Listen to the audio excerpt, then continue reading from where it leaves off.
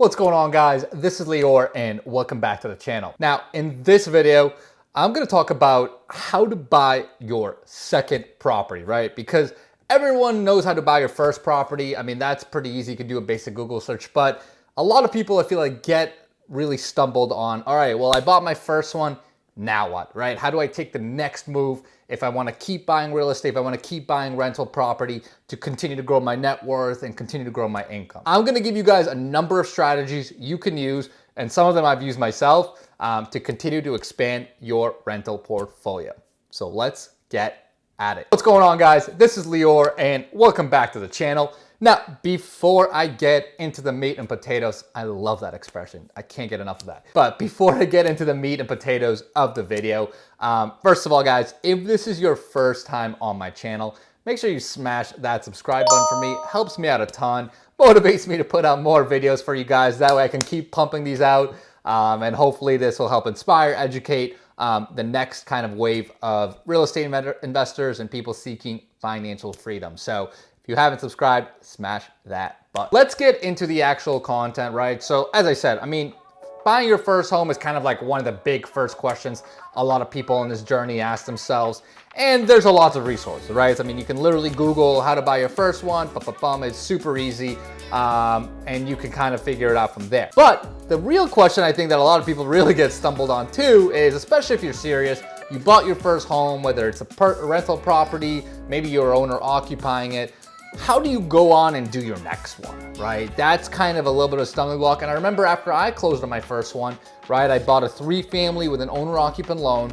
I had to figure out, well, now what? Like, how do I actually continue to grow everything out? So let's get into some of those strategies you can use. And we're gonna start with number one, which is, if you haven't already used your owner-occupied loan, go use an owner-occupied loan, right? So if you just bought a rental property, maybe you went to buy one 25% down, and you haven't used an owner-occupied loan, like an FHA loan, right, that can allow you to get into a multifamily using only putting down 3.5 or 5% down, go do it. I can't emphasize this enough, but it's still crazy to me.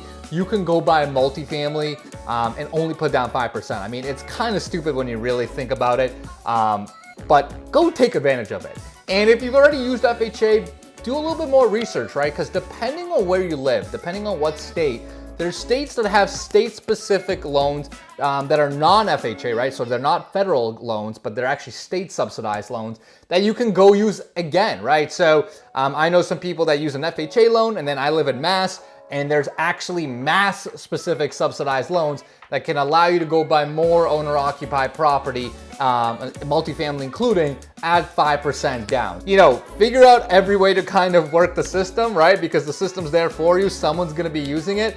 And if it's not gonna be you, someone else will take advantage of it. So number one is definitely max out on the owner-occupant loans, because it's the lowest entry to barrier that you could basically have in real estate. Number two option you can consider doing is buying like a vacation home. That's your second one, right? And with vacation homes, you actually get some pretty cool loan incentives. I know there's programs out there. There's local lenders where I live that offer 10% down loans on your second homes. Now, the only thing you gotta be careful about with vacation homes is they typically have some sorts of restrictions about you know, how much time you live there versus how much time you can actually rent out the unit, right? So, and there's also restrictions on like how far away they can be or how close they can be to your personal residence. So you gotta kind of work out through the kinks a little bit. And I would definitely suggest talking to your local bank, lender, whatever you use for financing. But it could be a cool option, right? I mean, maybe you go buy a second home that's like a vacation home / rental property. Maybe you can go use it, you know, a couple months of the year. And then the rest of the time you can go milk it, do Airbnb, rent it out of short-term leases, like whatever business model you like and makes sense to you. You can essentially turn that into almost like your second rental property. So let's get into number three, right? Strategy number three, and this is the one I actually used to go into my second property. And that's essentially partnering up with capital partners to buy your next deal. You know, I gotta put out that disclaimer again, I'm not an attorney, not a CPA or anything like that, but if you're gonna go down this path, understand that you're taking on duties and responsibilities beyond just being a property owner, right? If you're actually gonna start taking people's money, Now you gotta look at it like you're almost like a money manager, right? And now you've got the responsibility of other people's liveliness, right? Because they're stroking you checks from their accounts that are gonna feed their families and children and everything like that. So even though this is a great option, I really want to put it out there, just the gravity of what you're doing, right? You're taking on other people's money, so you're responsible. You're going to be a responsible landlord and responsible for the building, but you're also responsible for other people's money, which again is a massive responsibility. Now, if you are going to go do that, there are a number of things you need to tackle, right? First of all, you're going to have to figure out the strategy of what kind of property you're going to buy, right? So when I use other people's money, I typically focus on buying distressed property where we can add value to. And the reason for that is I need to do that, right? I have to do that in order to offer attractive enough returns for these other investors, right? Because if you're gonna take someone's money and you're just gonna go buy a turnkey property, right? They're gonna say, well, what value are you adding, right? I mean, I can go do that myself, even though you might, if it's a busy professional, they're probably busy with their own job and their own income, but buying turnkey property that at retail prices, it takes effort and it takes a little time, but it's not like you're adding a ton of value as that person that's running the show, right? So the reason why I focus on distressed property is because I actually bring value to my investors, right? Because I know how to create value. I know how to operate the construction process. I know how to stabilize leases. And through that, I create additional equity in the building for both myself and my partners, right?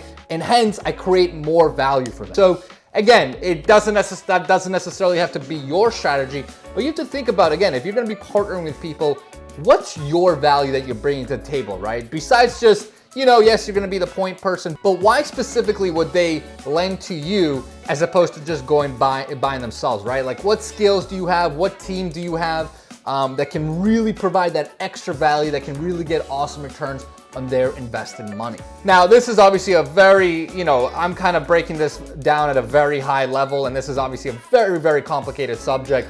But those are the things you need to think about if you're gonna go down that path. And option number 4, I'm gonna talk about, it's not necessarily directly you buying property, but one thing I would consider, maybe you don't wanna do any of those 3 other options, is you can invest as a private investor into a syndication, joint venture, or something like that, and be that capital partner. Because maybe, let's say you own a home, and maybe you kind of want to get your feet a little bit wet, but you don't necessarily want to be the person running the show, or you just don't have that experience set.